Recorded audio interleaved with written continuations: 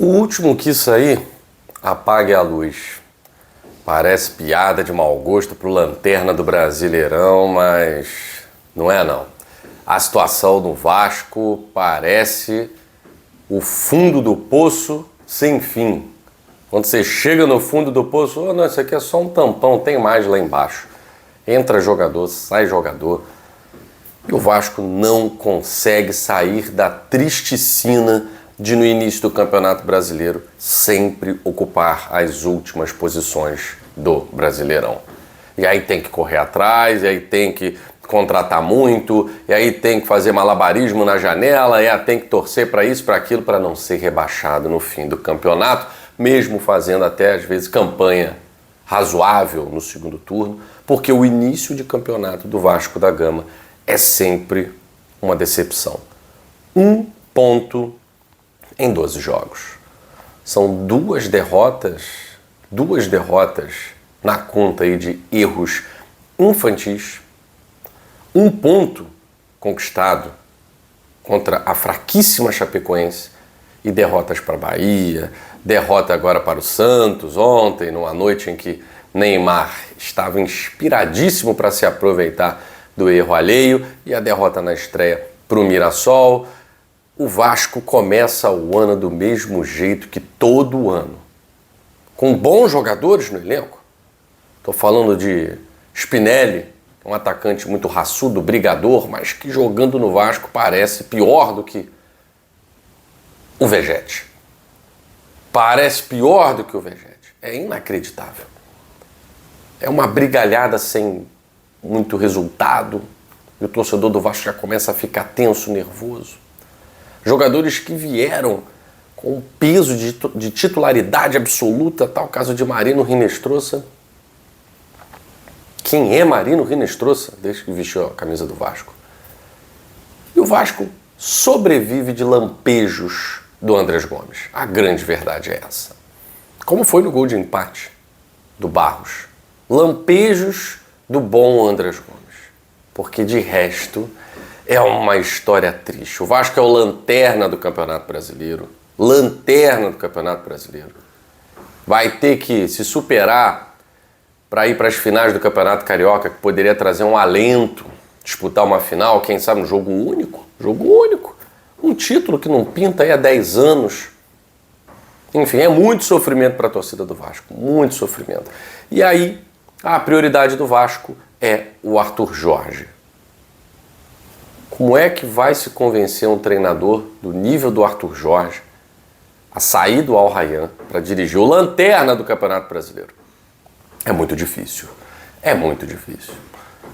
Se o Arthur Jorge aceita um desafio desse, é para emoldurar um quadro na sala de cada vascaíno. É uma estátua, porque é muito difícil convencer um profissional, porque não é só dinheiro. Dinheiro o Al Rayyan tem para dar e vender. É projeto para a carreira. Para que o Arthur Jorge voltaria do Catar para ficar poucos jogos no Vasco e talvez ser demitido também?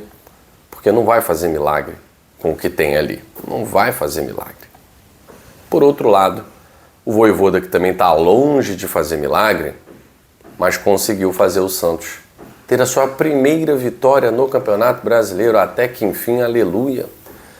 E em nome de Neymar, né? Neymar, que não vinha fazendo uma partida nada agradável aos olhos de quem gosta de futebol, né? O resultado, ele pode ser enganoso na atuação do Neymar, né? Mas é um jogador que tem uma qualidade que dificilmente vamos encontrar num outro jogador de frente do futebol brasileiro. A frieza na definição, a tranquilidade para se definir uma jogada. O primeiro gol nasce de uma bobeira da zaga vascaína, mas ele recebe o passe, ele vira o corpo e bate no cantinho do Léo Jardim. Belíssima finalização do Neymar. E aí, quando você quer falar só de futebol, começa aquela bobeira, então pronto. Aí você já desanima até de torcer pro Neymar. Cala a boca de ninguém, Neymar. Jogar futebol é provocar ninguém, Neymar. Jogar futebol é por isso que você tá nessa. Porque fica pensando muito no que A, B e C pensam. Se concentra em fazer o mínimo para jogar futebol, cara. Porque você tem condição, todo mundo sabe. Mas fica nessa. Cara, você é o seu maior rival, Neymar. Ah, porque o Thiago Mendes, pelo amor de Deus, quem é Thiago Mendes? Quem é Thiago Mendes? Ah, porque no Lyon, quando eu jogava no PSG, quem é Thiago Mendes, cara? Vai jogar bola, Neymar. E aí, o Santos, que fez 1-0. O Vasco tem um time do mesmo nível do Santos. O Vasco foi lá, empatou na jogada do Andrés Gomes que eu falei, criou uma sensação de que dá pra ganhar. E dava pra ganhar. O Vasco é o lanterna do Campeonato Brasileiro porque comete muito mais erros do que acertos. É a tristecina dos rebaixados. Né? Puxa, jogou tão bem, mas perdeu. O Sport chegou a jogar 10 partidas seguidas no início do Campeonato Brasileiro, jogando tão bem, mas perdeu. E é o que está acontecendo com o Vasco. E aí, num lançamento fortuito, numa bola vadia, que não ia a lugar nenhum, simplesmente Paulo Henrique e o Saldívia, o tão queridinho Saldívia do Fernando Diniz, o que o Vasco vai fazer com o Saldívia agora? Um bate-cabeça com o outro. Uma bola tranquila. Os caras batem cabeça. E sobra pro Neymar. E esse não bate cabeça. Esse sabe muito bem o que fazer. E faz um belíssimo gol. Outra finalização maravilhosa. 2-1 pro Santos. Essa é a história do jogo. O Neymar não brilhou, não destruiu. Não.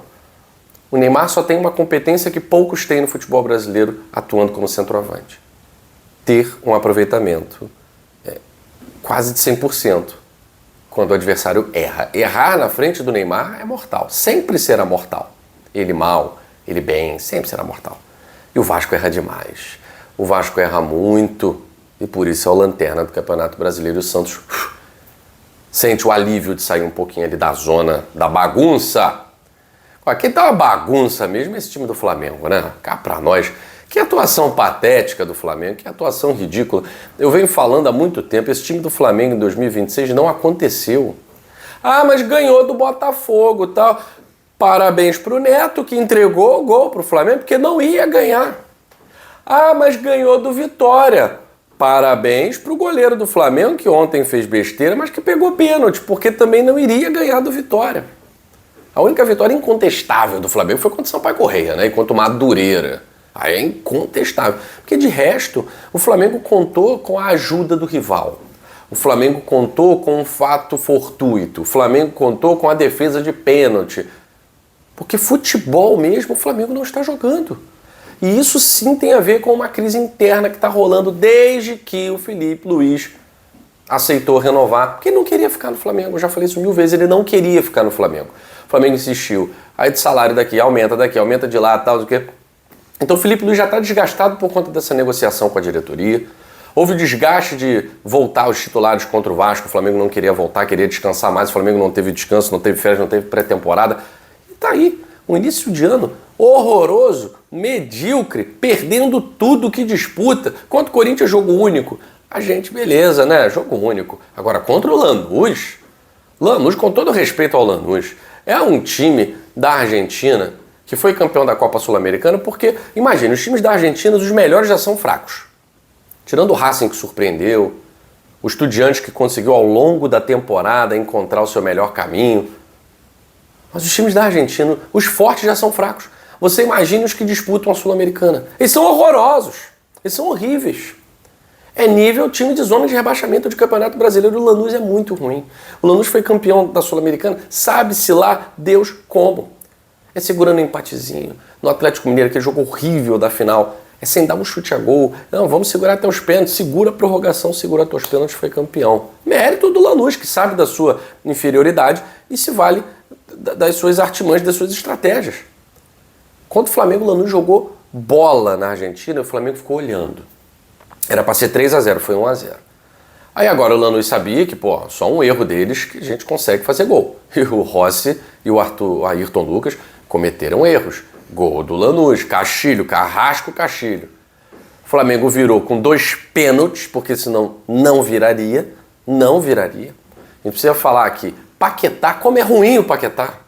Como é ruim o Paquetá. Eu sempre falei aqui, é ruim, é jogador comum. O Paquetá não joga mais do que o Thiago Mendes do Vasco. O Paquetá não joga mais do que o Nilton do Botafogo. E o Paquetá não joga mais do que o Bernal do Fluminense. O Paquetá é ruim, ele é mais ou menos. Ele é feijão com arroz. Quando ele fizer um gol, quando ele der um passe, aí todo mundo vai falar assim, olha aí, ó. Não, todo mundo faz gol. Ainda mais jogando no Flamengo. Qualquer um é capaz de fazer um gol. Paquetá é fraco. E ontem não acertou nada. Ele errou tudo. Aliás, quem no Flamengo não errou? O Pedro, doutor preguiça.